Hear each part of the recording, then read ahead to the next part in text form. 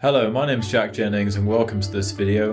What you're going to see is a clip from a Q&A session I was doing with the members of the Indian Classical Guitar Academy, and this was focusing on ear training from an Indian classical perspective but related to the electric guitar. So that's what we do here. It's all about Indian music but as a guitar player. If you want to become a member of the Academy, there's a special offer ending on the 30th of September. If you join with quarterly payments, then you'll get lifetime access to the Essential Techniques for Indian Guitar course. This is the best course to give you the foundations that you'll need to develop this style, and you'll get it just with one quarterly payment. You can carry on from there and join us for the live sessions and everything that you want to do. But if you just make one payment, then you'll get lifetime access to Essential Techniques. So it's a really great offer, and that's ending 30th of September. So enjoy that and get something out of this lesson here, and I'll see you next time.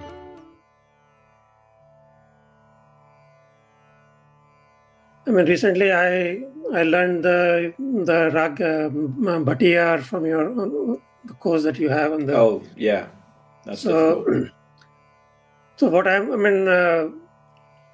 liked it, I enjoyed it, and I can really play the demo along the way you have played it. Now, I mean, by learning that scale, I was wondering what else can I play using that scale. So I was looking at on the YouTube, and I couldn't find much, but there were few. Yeah. No. And I was trying to. That sounded interesting. Now I know the scale. I have perfected the one particular composition, so I should be able to at least make a beginning with play some parts of what the others are singing or playing. Yeah, I find it very difficult to even make a beginning there. Well, that is the hardest, most complex rag that I've ever found, and it's on the website to sort of show people, look, this is what a really complex rag is like. So the difficult thing about that rag is that you can't really even rely that much on an ascending and descending structure. Yeah. So if you wanted to play, if it's Yaman or Jog or Bageshri even, which is still quite complex, you could sort of say, right, well, I can play some patterns that move up and down. Now I don't have to play like a robot, but I can use those patterns to now sort of like branch off and play some phrases and sort of like elaborate it like that. But with something like Bhatiyar, it's more like a collection of phrases, and you basically need to learn the phrases and the bit by bit.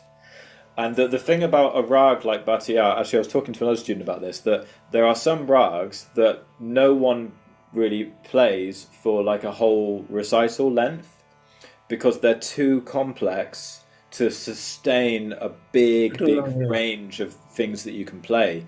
That they're more shorter rags that are more thought of as just like vocal pieces that are usually built around like a vocal composition that then could be adapted to the sitar or any instrument.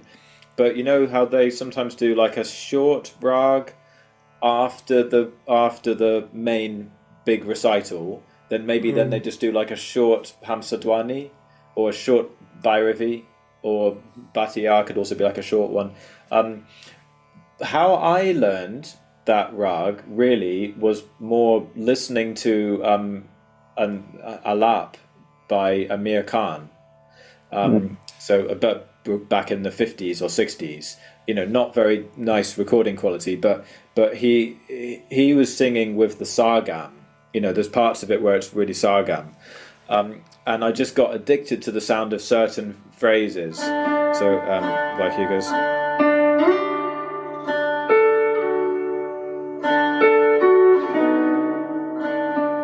So there's like a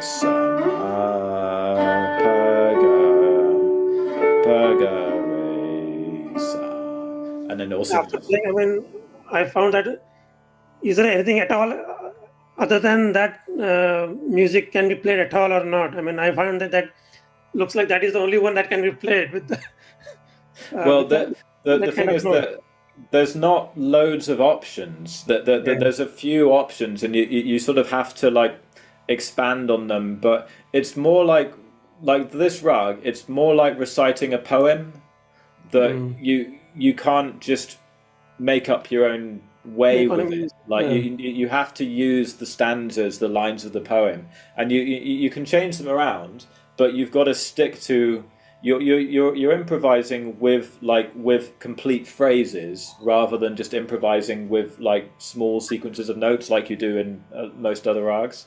So from sa, you generally are going like sa to ma, or it goes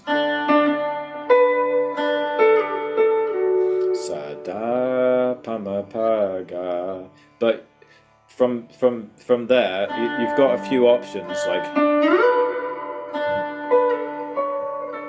but it's like da ma pa ga. You sort of have to do a certain range of things after you go to, when you go to one note. It's like maybe it's like a flow chart, a flow chart where you take one route, which is ma, and when you get to ma, then like one or two other options open up, and then you can take that option, right? Or you can go to da, and then maybe one or two options open up, but then as soon as you get both of those notes, will probably take you back to ga, and then from ga you've got you can either go like you can go ba ga re sa, or from ga you can go ga ma da sa. So it eventually all the paths will lead you back to sa, going down or going up, but you can't sort of just organically weave and like change direction or do whatever you want. So you have to sort of memorize like a certain range of possibilities.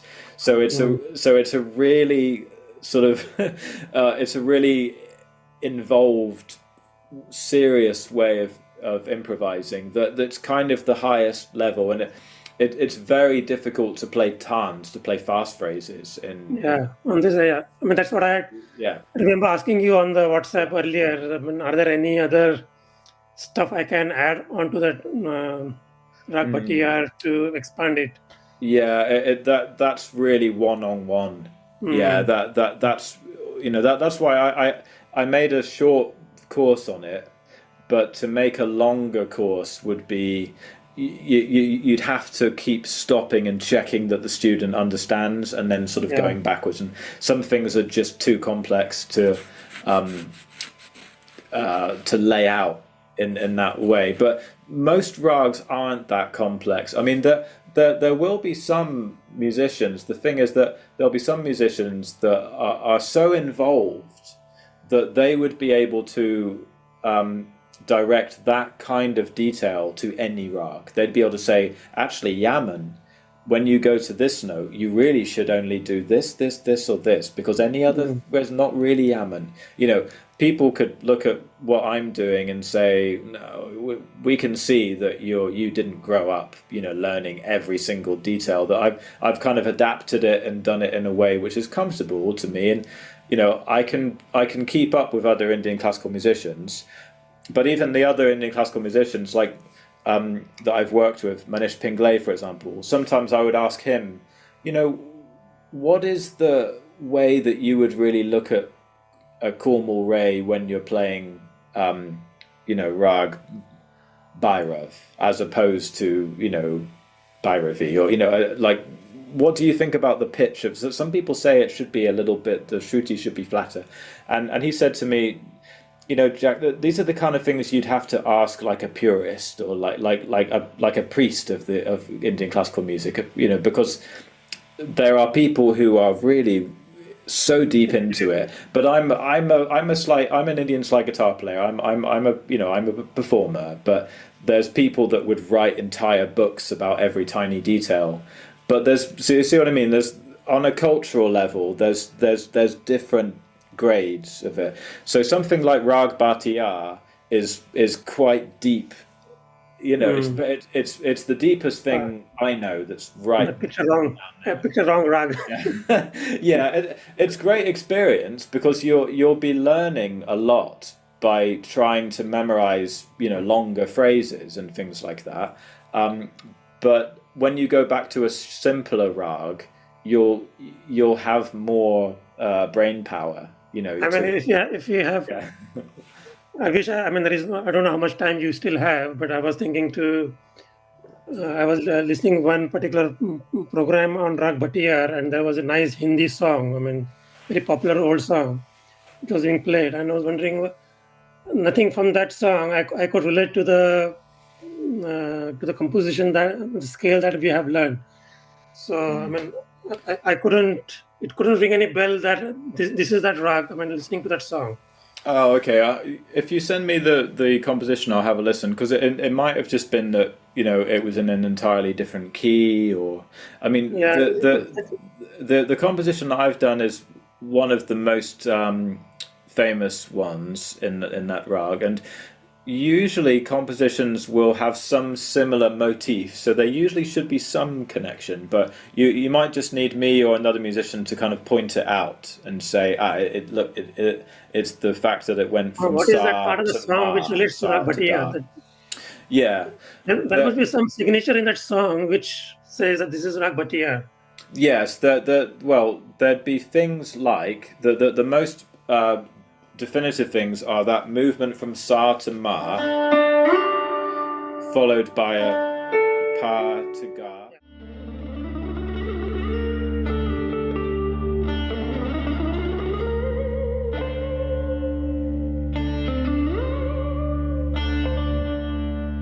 If you enjoyed this video and want to access my complete range of guitar courses and get exclusive new lessons every month, you can start a membership subscription now.